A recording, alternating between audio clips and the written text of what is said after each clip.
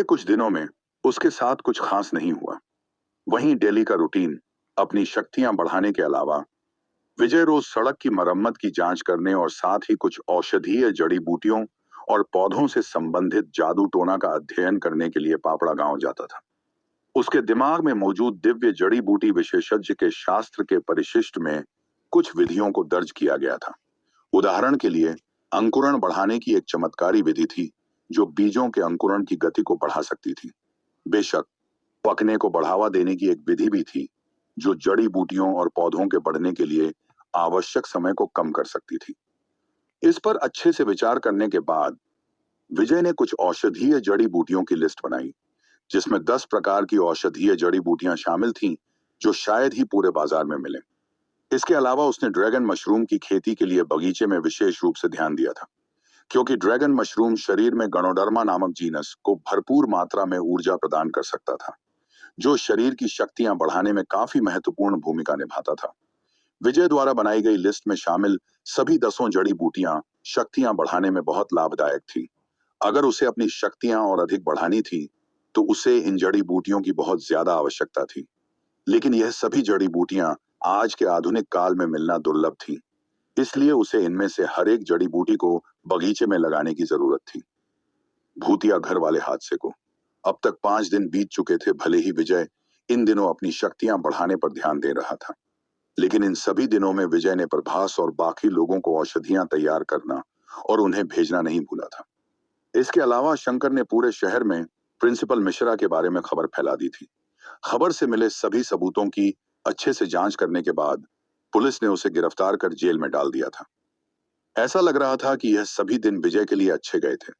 आज सुबह विजय हमेशा की तरह प्रभास को कुछ औषधीय चाय और काम उत्तेजक औषधि देने के लिए मैट्रिक्स प्लाजा के लिए निकला था। हाल ही में कामोत्तेजक औषधि की मांग बढ़ रही थी जो प्रभास के माध्यम से मौखिक रूप से अमीरों के बीच लोकप्रियता में आसमान छू गई थी। मैट्रिक्स प्लाजा की गगनचुंबी इमारत की ऊपरी मंजिल से उतरते हुए विजय दरवाजे से बाहर निकलने ही वाला था कि तभी उसने किसी को उसका नाम लेकर पुकारते हुए सुना। हे विजय! वो रुका और देखा कि गुंजन हाथ हिलाते हुए उसी की तरफ आ रही थी। गुंजन ने अभी भी अपनी सिंपल ओएल डॉट शेप की सेल्स गर्ल्स ड्रेस पहनी हुई थी। उसकी लंबी पतली बॉडी सभी सही स्थानों पर सुडौल थी। स्पेसली उसका well maintained figure. Junior high school के दिनों में वो अपनी सुंदरता के लिए पूरे स्कूल में फेमस थी, लेकिन उन दिनों की तुलना में वो अब और अधिक चार्मिंग एंड ब्यूटीफुल लगने लगी थी। आज भले ही वो स्कूल ड्रेस में ना हो, लेकिन सेल्स गर्ल की ड्रेस में वो और भी अधिक आकर्षक और भव्य लग रही थी। यहां तक कि विजय को भी यह मानना पड़ा कि वो एक वास्तविक सुंदरता थी। क्या बात है? विजय ने सदमे में पूछा। वो अब तक कई बार मैट्रिक्स प्लाजा जा चुका था। इससे पहले भी वो दोनों यहाँ कई बार आमने सामने आए, लेकिन उन्होंने कभी एक दूसरे से बात नहीं की। आज पहली बार उसकी उससे बातचीत हुई थी।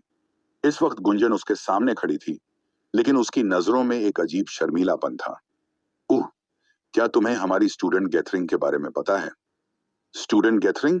विजय ने सिर हिलाने से पहले गुस्से में पूछा। मैंने इसके बारे में कुछ नहीं सुना और ना ही मैं जूनियर हाई के उन क्लासमेट्स के कांटेक्ट में हूं। मुझे पता है कि तुम ग्रुप में भी नहीं हो, इसलिए मैंने तुमसे पूछा। असल में कुछ दिनों पहले क्लास मॉनिटर ने स्टूडेंट गैथरिंग के लिए ग्रुप में एक मैसेज किया था। हम सब अब पास आउट हो चुके हैं, तो इसलिए हम सभी को एक बार मिलना तो चाहिए ना। गुंजन ने विजय की ओर उत्सुकता से देखा और आगे कहा, तुम क्या सोचते हो? क्या तुम आ रहे हो?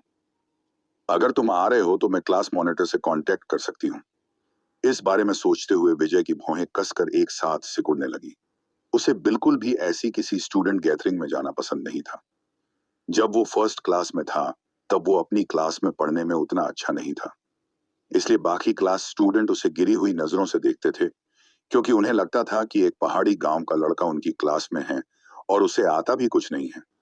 इसलिए उसने जूनियर हाई स्कूल से निकाले जाने के बाद भी किसी से कोई कांटेक्ट नहीं रखा। शुरू में वो उसे मना करना चाहता था, लेकिन उसने इस बारे में थोड़ा सोचा और फिर पूछा, कौन कौन आ रहा है? हम मेरे हिसाब से तो वहां सभी को होना चाहिए क्योंकि सब इसके लिए पहले ही मान गए हैं, लेकिन तुम्हें समझाना थोड़ा मुश्किल था। गुंजन ने मुस्कुराते हुए कहा। ऐसी बात है तो ठीक है, मैं आऊंगा। विजय ने सिर हिलाया। वाह, गुंजन ने उत्साह में अपनी मुट्ठी पकड़ ली और आगे कहा, मैं क्लास मॉनिटर को इसके बारे में बाद में बताऊंगी। ओह हाँ, वैसे कल रात की टाइमिंग है और लोकेशन शाइनिंग होटल है। एंट्री के हर किसी को 2,000 रुपए लाने होंगे। तुम्हारा नंबर क्या है? मैं अपने फोन में ऐड कर लेती हूँ ताकि फ्यूचर में तुमसे आसानी से कांटेक्ट कर सकूं। इसके बाद उन दोनों ने आपस में नंबर एक्सचेंज और दोनों अपने अपने रास्ते निकल गए। स्कूल गैदरिंग ने विजय की उन यादों को जगाया जब वो जूनियर हाई स्कूल में था। लेकिन जब उसने इसके बारे में सोचा तो याद रखने लायक कुछ भी नहीं था। उसकी यादों में वो एक सादा सिंपल स्टूडेंट था और केवल अपनी स्टडी और खुद में गुम रहता था। उन दिनों उसने कुछ खास नहीं किया था। इसके अलावा बाकी स्टूडेंट उसे गिरी हुई नजरों से देखते थे क्योंकि वो एक पहाड़ी गांव से था, और कुछ बच्चे तो उसके कपड़े पहनने के तरीके के लिए ही उसका मजाक उड़ाते थे। जहां तक गर्ल्स की बात है, उनमें से किसी ने भी उसे कभी कोई भाव नहीं दिया, यहां तक कि उसे देख अपना रास्ता तक बदल लिया करती थी। इसलिए विजय को यह गैदरिंग वगैरह बिल्कुल पसंद नहीं थी। अगर वो अपने कुछ अच्छे दोस्तों से मिलना नहीं चाहता था तो वो कभी भी इसके लिए राजी नहीं होता। अगले दिन शाम को वो शहर के केंद्र में स्थित शाइनिंग होटल पहुंच गया। शाइनिंग होटल गुड़गांव शहर की सबसे फेमस होटल में से एक थी। यहाँ का खाना तक अफोर्ड करना एक मिडिल क्लास आदमी के लिए मुमकिन नहीं था। होटल में एंट्री के लिए ही 2,000 रुपए की जरूरत पड़ती थी। विजय ने हमेशा की तरह आज भी एक सफेद शर्ट के साथ एक सिंपल सी जीन्स पहनी हुई थी। जब वो होटल पहुंचा तो उसने एंट्री गेट पर दो आकृतियों को खड़ा देखा। उनमें से एक लड़का और दूसरी लड़की थी, और उन दोनों की उम्र लगभग 17 या 18 वर्ष की होगी। करीब से देखने पर विजय ने तुरंत उन्हें पहचान लिया। लड़के का नाम विशाल था और वो उसकी क्लास का मॉनिटर था। जहां तक लड़की की बात है, उसका नाम नैना था और वो क्लास कमेटी की फॉर्मल स्टूडेंट थी। उसने उन्हें 3 सालों से नहीं देखा था। इन 3 सालों के अंदर उनका रूप काफी बदल चुका था, विशेष रूप से नैना, जो उसकी राय में औसत दर्जे की लगती थी। अब वो एक अलग इंसान बन चुकी थी और पहले की तुलना में बहुत अधिक सुंदर थी। जब उन्होंने विजय को अपनी ओर चलते देखा तो दोनों ने चकित होकर एक दूसरे को देखा। थोड़ी देर ऊपर से नीचे देखने के बाद नैना ने अचानक कहा, क्या तुम विजय हो? विजय ने उन्हें मुस्कुराते हुए एक स्माइल पास की। नैना की आंखें हैरानी से चौड़ी हो गईं जब उसने विजय को अविश्वसनीय रूप से देखा। आखिरकार उसके सामने वाला व्यक्ति विजय से बहुत अलग था, जिसे वो जानती थी। उसके कपड़े पहनने के तरीके में कोई अंतर नहीं था, लेकिन यह स्पष्ट था कि उसका रूप और स्वभाव पूरी तरह से बदल गया था।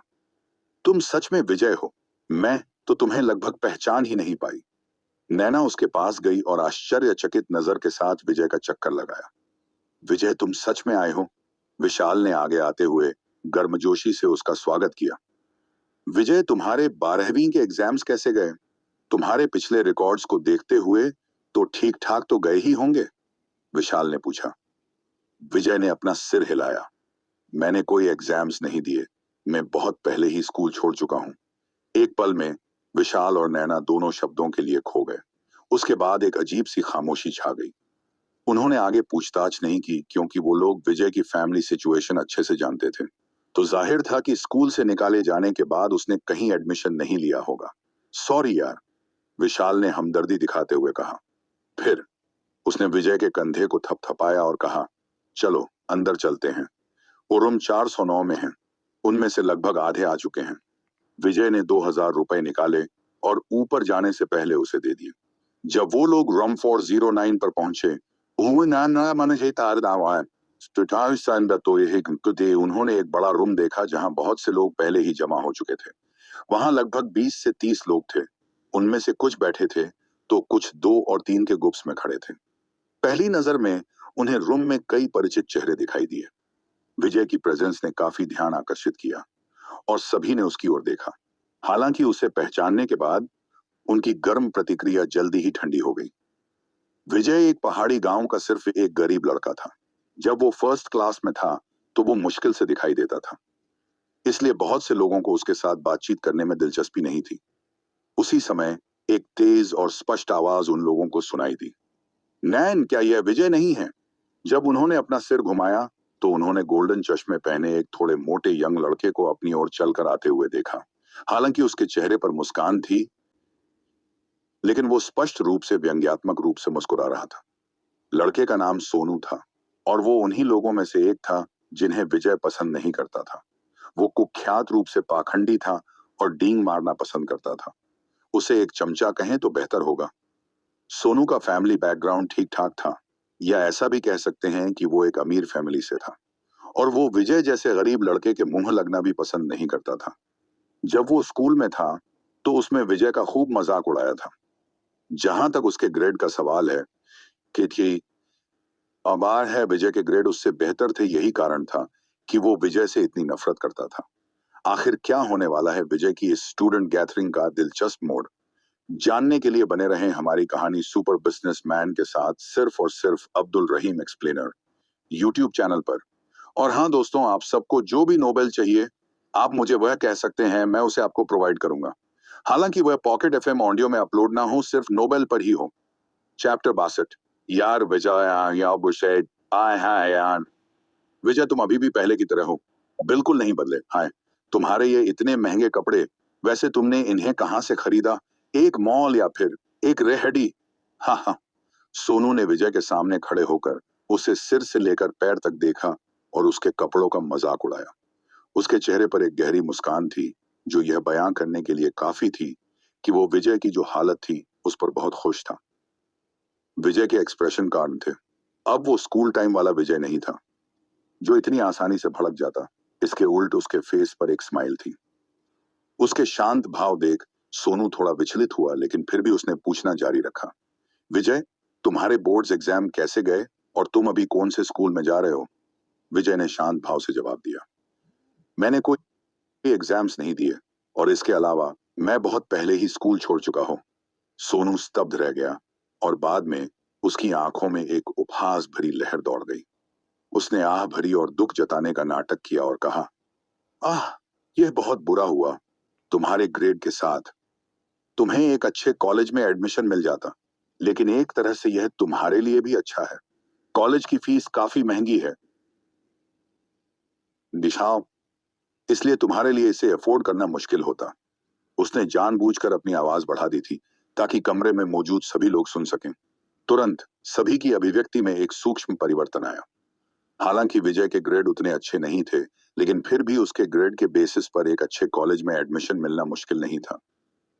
अगर उसे किसी अच्छे कॉलेज में एडमिशन मिल जाता तो फ्यूचर में उसके लिए पैसे कमाने की काफी अच्छी अपॉर्चुनिटीज होती। लेकिन अब जब उसने ऐसा नहीं किया तो उन सभी को लगा कि उसका फ्यूचर बर्बाद होना तय था। अब वो केवल एक ही काम कर सकता था, वो था अलग अलग छोटे मोटे मजदूरों वाले काम करना। इसके अलावा उससे और कुछ उम्मीद नहीं की जा सकती थी। ओह, लेकिन अब तुम किस तरह का काम कर रहे हो? सोनू ने फिर पूछा। मैं काम नहीं कर रहा हूं, विजय ने उसे ठंडे स्वर में जवाब दिया। ओह, तो तुम कोई काम भी नहीं कर रहे हो?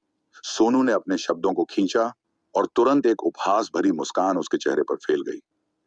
इस वक्त उसे अपने दिल में एक ठंडक महसूस हो रही थी, क्योंकि ग्रेड्स की वजह से वह हावी साथ ईदाई तरह रहते थे। वो हमेशा क्लास में उससे पीछे रहा था, और विजय जैसे एक पहाड़ी लड़के से किसी भी मामले में पीछे रहना उसे कतई मंजूर नहीं था। लेकिन अब उसे ऐसा लग रहा था जैसे साक्षात भगवान ने उसे अमृता का कोई वरदान दे दिया हो। विजय ने किसी कॉलेज में एडमिशन नहीं लिया था। जहां तक उसकी बात है, उसे नूह जिले की सबसे टॉप क्लास यूनिवर्सिटियों में से एक गुड़गांव यूनिवर्सिटी में एडमिशन मिल गया था। विजय, मुझे यकीन है कि तुम्हें नहीं पता होगा कि मुझे गुड़गांव यूनिवर्सिटी में एडमिशन मिल गया है, सोनू ने शरारत भरे अंदाज में कहा। क्या ऐसा है? विजय ने उसी शांत लहजे में जवाब दिया। फिर वो उसे इग्नोर कर रूम के चारों ओर देखने के लिए आगे बढ़ा और कहा, सॉरी यार, मुझे किसी से मिलना है तो मैं चलता हूं। इसके बाद वो तुरंत वहां से आगे बढ़ गया। सोनू की अभिव्यक्ति कठोर हो गई और वो थोड़ा उदास हो गया। फिर वो गुस्से में चिल्लाते हुए बोला, हम, तुम क्या करने की सोच रहे हो? तुम एक मजदूर हो, सिर्फ एक छोटे से पहाड़ी गांव के किसान के बेटे। तुम्हारे भाग्य में सिर्फ मजदूरी लिखी है, सिर्फ मजदूरी। विजय ने उसकी बात सुनी, लेकिन वो रुका नहीं और उसे नजरअंदाज कर आगे बढ़ना जारी रखा। फिर वो एक टेबल के पास पहुंचा जहां उसे देख एक लंबा पतला लड़का खड़ा हुआ और खुश होते हुए बोला, हे विजू, यार कितने दिन बाद मिले हो। मैंने तो लगभग तुम्हें 3 साल से नहीं देखा। सॉरी यार तुषार, विजय ने अपने हाथ खोले और उसे गले से लगा लिया। इस लड़के का नाम तुषार आस्तिक था। वो जूनियर हाई स्कूल में विजय के कुछ अच्छे दोस्तों में से एक था। यह सोनू एक नंबर का कमीना है। उसने जो कहा तुम उन बातों पर ध्यान मत देना। वैसे यार तुमने किसी स्कूल में एडमिशन क्यों नहीं लिया और बिल्कुल ही पढ़ाई बंद कर दी? ऐसा क्यों? तुषार ने उसके लिए थोड़ा बुरा फील करते हुए पूछा। तुम्हें तो पता है यार, मैं पढ़ाई में उतना भी अच्छा नहीं था, इसलिए मैंने स्कूल से निकाले जाने के बाद कहीं और एडमिशन नहीं लिया। फिर विजय ने मुस्कुराते हुए आगे कहा, चलो मेरे बारे में छोड़ो और तुम बताओ, तुम्हारा क्या चल रहा है? तुमने कहीं लिया एडमिशन? तुषार ने तुरंत अपना सिर हिलाते हुए कहा, यार मेरी स्थिति को शब्दों में बयां करना मुश्किल है। क्या बात है? विजय ने जल्दबाजी में पूछा। तुषार ने एक सांस ली और कुछ बोलने ही वाला था कि तभी अनजाने में उसकी आंखें रूम के दरवाजे की ओर मुड़ गईं और वो मौके पर ही जम गया। उसे कुछ ना बोलता देख विजय ने उसकी नजरों का पीछा किया और दरवाजे से आते दो लोगों को देखा। बाईं ओर एक लंबा सुंदर लड़का था जो एक टॉप ब्रेड का बिजनेस सूट पहने हुए था। उसकी उपस्थिति असाधारण थी। और उसकी दाईं ओर एक लंबी लड़की थी जो चेहरे पर भारी मेकअप पोते हुए थी, लेकिन उसने भी एक टॉप की बैंड ड्रेस पहनी हुई थी। अंदर आते समय दोनों ने एक दूसरे के हाथ पकड़े हुए थे। उन दोनों को देख रूम में मौजूद सभी लोगों ने उनसे हाथ मिलाया और उनका अच्छे से वेलकम किया। विजय की आंखें थोड़ी सिकुड़ गईं। उस लड़के का नाम मोहित था।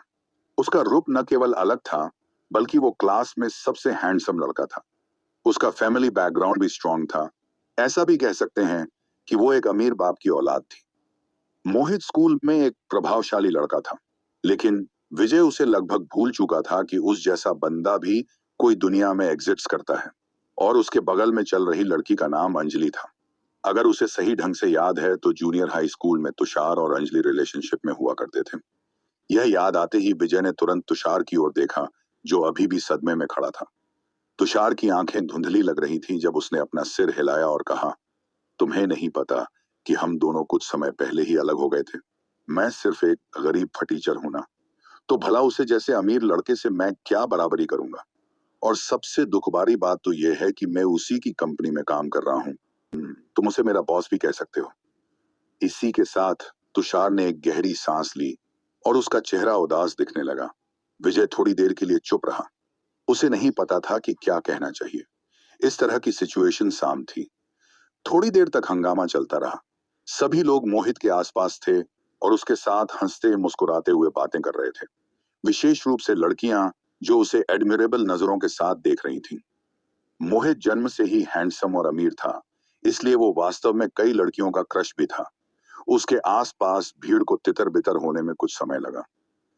इस बीच विजय और तुषार कोने में बैठ गए और अपनी बातचीत जारी रखी। कमरे में खूब हंगामा मच रहा था। उनमें से कुछ उच्च उत्साह में थे, डींग मार रहे थे और ग्रेड एंड वर्किंग लाइफ में अपनी अचीवमेंट्स का प्रदर्शन कर रहे थे। उनमें से कुछ लोगों की दिलचस्पी कम होने लगी और वो चुप बैठे रहे।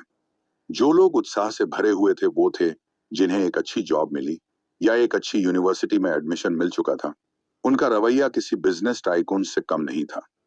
कुछ देर बाद अचानक किसी ने दरवाजा खटखटाया और रूम के अंदर एक सुंदर लड़की आती हुई दिखाई दी।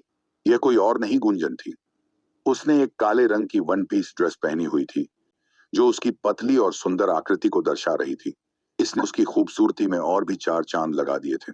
इसके अलावा उसने हाई हील्स पहनी हुई थी जो उसके पतले मुलायम पैरों को और भी लंबा बन रही थी। जैसे ही वो आई, पूरे कमरे में फिर से हंगामा मच गया। सब लड़कों की नजरें उसके शरीर पर टिकी थीं। गुंजन, जन तुम यहाँ हो। जूनियर हाई स्कूल में गुंजन फेमस ब्यूटीज में से एक थी। वो गुड लुकिंग के साथ साथ फैशनेबल थी और क्लास में कई लड़कों की ड्रीम गर्ल थी।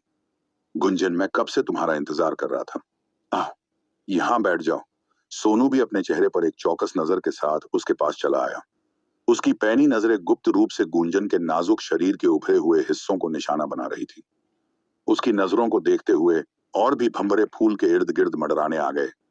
गुंजन, तुम यहाँ बैठ जाओ, कई लड़कों ने साहस दिखाते हुए पूछा। नहीं गुंजन, तुम यहाँ बैठो। अचानक मोहित खड़ा हुआ और जोर से चिल्लाया। जैसे ही उसके इन शब्दों को सभी लड़कों ने सुना तो उनमें से कई तो दंग रह गए और कई लड़के इधर उधर नजरें दौड़ाने लगे। और बाद में उन सभी की नजरें अंजलि पर जाकर रुकी जो उसके बगल में बैठी हुई थी। अंजलि के चेहरे की अभिव्यक्ति थोड़ी बदल गई और वो थोड़ी असहज लग रही थी, लेकिन उसने एक शब्द भी नहीं बोला। इस दृश्य को देख तुषार थोड़ा परेशान लग रहा था। जब उससे रहा नहीं गया तो उसने कहा, अंजलि, मैंने तुमसे कहा था ना कि मोहित कोई बढ़िया इंसान नहीं है। उसके पहले भी कॉलेज में कई अफेयर्स रह चुके हैं और अभी भी वो कई लड़कियों के साथ रिलेशनशिप में है, लेकिन तुमने नहीं माना। अब देख लो अपनी आंखों से कि वो कैसा इंसान है। तू कमीने, कुत्ते की औलाद। मोहित को बहुत ज्यादा गुस्सा आ गया था। जब मोहित ने यह कहा तो तुषार की अभिव्यक्ति तुरंत बदल गई। उसने महसूस किया कि वो अपनी वर्तमान स्थिति में कभी भी मोहित के साथ प्रतिस्पर्धा नहीं कर सकता, इसलिए वो चुपचाप बैठ गया। मोहित भी अभी उसके मुंह लगकर अपनी रेपुटेशन खराब नहीं करना चाहता था, इसलिए वो मुड़ा और फिर से गुंजन से मुस्कुराते हुए कहा, गुंजन आओ और तुम हमारे पास बैठ जाओ। गुंजन ने उन सभी को केवल एक मंद नजर से देखा और प्यार से मुस्कुराई। फिर उसकी आंखों की पुतलियां पूरे कमरे को स्कैन करने लगी। जब उसने विजय को कोने में बैठे देखा तो वो अचानक मुस्कुरा दी और सीधे उसकी ओर चली गई। सभी लोग मौके पर ही जम गए और उन सभी का चेहरा थोड़ा विकृत हो गया। मोहित की आंखें भी थोड़ी सिकुड़ गईं और उसके अंदर गुस्से और जलन का ज्वालामुखी फूट पड़ा। कमरे में मौजूद कुछ लोग ऐसे भी थे जो इन सभी दृश्यों का आनंद ले रहे थे। इस वक्त उन सभी की नजरें विजय की ओर बढ़ती हुई गुंजन पर टिकी हुई थी और वो सभी आगे का शो देखने का इंतजार कर रहे थे। आखिर क्या होने वाला है अब इस स्टूडेंट गैदरिंग पार्टी का नतीजा जानने के लिए हमारी कहानी सुपर बिजनेसमैन के साथ सिर्फ और सिर्फ अब्दुल रहीम एक्सप्लेनर यूट्यूब चैनल पर अगर यहां तक आ ही गए हो तो चैनल को सब्सक्राइब कर लो। या भाई पान बताओ